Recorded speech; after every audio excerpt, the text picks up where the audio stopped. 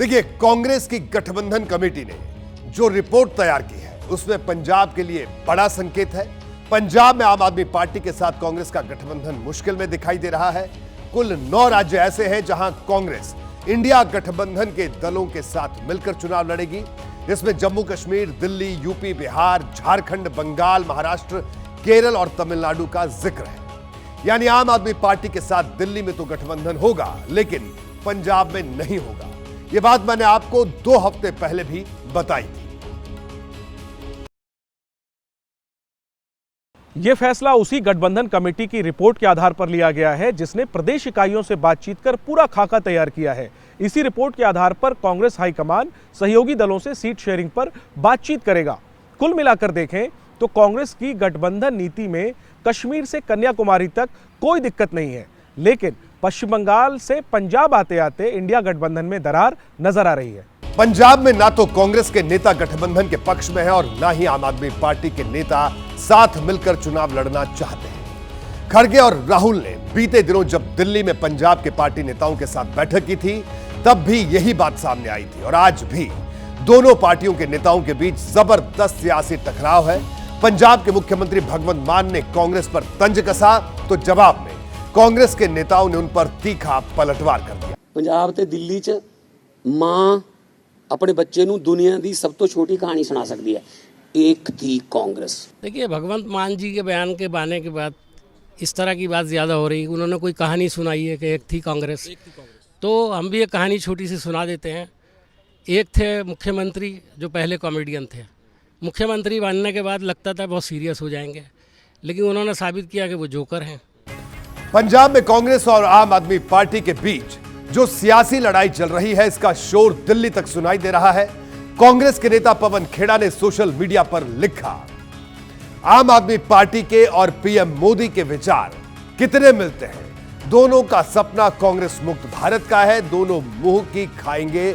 वैसे एक भोजपुरी पिक्चर का नाम है एक था जोकर। जिस गठबंधन के सहयोगी दलों में इस तरह का झगड़ा चल रहा हो, उस गठबंधन का भविष्य कहां जाएगा, यह बताने की जरूरत नहीं। कांग्रेस की गठबंधन समिति ने जिस महाराष्ट्र और पश्चिम बंगाल में मिलकर चुनाव लड़ने की बात की है, वहां भी इसी तरह का झगड़ा है।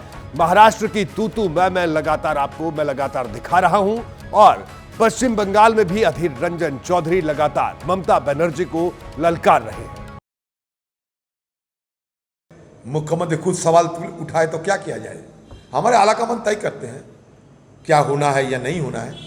हम लोग यहाँ चुनाव में मुकाबला करने के लिए बिल्कुल तैयार है, चाहे हमारे विपक्ष कोई भी हो, बिल्कुल तैयार है। देखिए, ये सारा झगड़ा सीट शेयरिंग का है।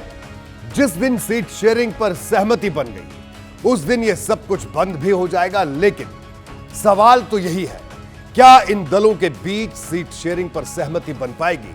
नीतीश कुमार भले ही संयोजक बन जाए, लेकिन क्या कांग्रेस को वो इन राज्यों में उतनी सीट दिलाने के सूत्रधार बन पाएंगे जितनी सीटों पर कांग्रेस अपना दावा ठोक रही है। आज एक बार फिर आपको बताता हूं कि कांग्रेस किन राज्यों में कितनी सीटों पर दावेदारी कर रही है।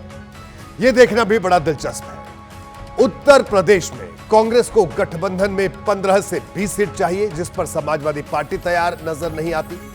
महाराष्ट्र में 16 से 20 सीट ऐसी हैं जहां कांग्रेस अपना दावा मजबूत मान रही है, लेकिन शिवसेना पहले ही 23 सीटों पर दावा ठोक चुकी है। बिहार में 6 से 8 सीटों पर कांग्रेस की तरफ से दावेदारी है, लेकिन नीतीश और लालू दोनों इस पर सहमत नहीं दिख रहे हैं। पश्चिम बंगाल की 6 से 10 सीट ऐसी हैं जहां कांग्रेस की नजर है, लेकिन ममता बनर्जी इतनी सीट के लिए राजी होंगी ऐसा लगता नहीं है। इस गठबंधन की जब नींव पड़ी थी तो नीतीश कुमार ने कहा था कि अगर सब साथ मिलकर लड़ेंगे तो बीजेपी को 100 सीटों से नीचे लाया जा सकता है। यह गठबंधन बीजेपी को 100 सीटों से नीचे ला पाएगा या नहीं, यह तो भविष्य में पता चलेगा। लेकिन फिलहाल सबसे बड़ा संकट यही दिखाई देता है कि क्षेत्रीय पार्टियां कांग्रेस को ज्यादा सीट देने का रिस्क नहीं लेना चाहती। इसकी वजह भी मैं आपको बताता हूं। देखिए, 2004 में जब यूपीए था, तब कांग्रेस ने 417 सीटों पर चुनाव लड़ा। इसमें से 145 सीटों पर वो चुनाव जीती, जबकि 82 सीटों पर उसके प्रत्याशियों की जमानत जब्त हो गई। 2009 में कांग्रेस ने 440 सीट पर चुनाव लड़ा। इसमें 206 सीट पर उसके प्रत्याशी जीते, जबकि 71 सीटों पर जमानत जब्त हो गई। 2014 में कांग्रेस सत्ता से बाहर हुई, तब उसने 464 सीटों पर उसने चुनाव लड़ा था। इसमें उसे सिर्फ 44 सीटों पर जीत मिली। 178 सीटों पर तो पार्टी प्रत्याशियों की जमानत जब्त हो गई। पिछले चुनाव में यानी 2019 में 421 सीटों पर उसने चुनाव लड़ा, सिर्फ 52 सीट जीती और 148 सीटों पर जमानत जब्त हो गई। तो ये वो आंकड़ा है जो बड़ा गौर करने वाला है। इस बार के चुनाव में करीब 300 सीटें ऐसी हैं जिस पर कांग्रेस अपने प्रत्याशी उतारना चाहती है, लेकिन हालांकि कांग्रेस के बड़े नेता ये पहले ही कह चुके हैं कि सीट शेयरिंग के मामले में वो मन खुला रखेंगे और जुबान बंद रखेंगे, क्योंकि कांग्रेस को पता है अगर जुबान ज्यादा खोली तो पश्चिम बंगाल से लेकर यूपी तक और बिहार से लेकर महाराष्ट्र तक सब कुछ बिखर सकता है और उसके बाद वैसे ही नतीजे देखने को मिल सकते हैं जैसे 2014 से 2019 तक नजर आए थे। और नीतीश कुमार के सामने यही सबसे बड़ी चुनौती होगी कि जिस गठबंधन को उन्होंने तैयार किया उसे उसका संयोजक बनने के बाद भी एक मंच पर वो उसको खड़ा कर सके। जैसे ही घड़ी का काटा दोपहर 2:30 पे आए, बबीता जी का दिल सास बहू साजिश के लिए मचल जाए। और ये है इनकी बहू, पूरे दिन ऑफिस की टेंशन हो जाए गॉन जब ये करें अपना फेवरेट शो फ्री टाइम पे ऑन। इनकी तरह आप भी देखिए अपना फेवरेट शो अपने टाइम पर और डाउनलोड कीजिए एबीपी लाइव ऐप अपने स्मार्ट टीवी पर।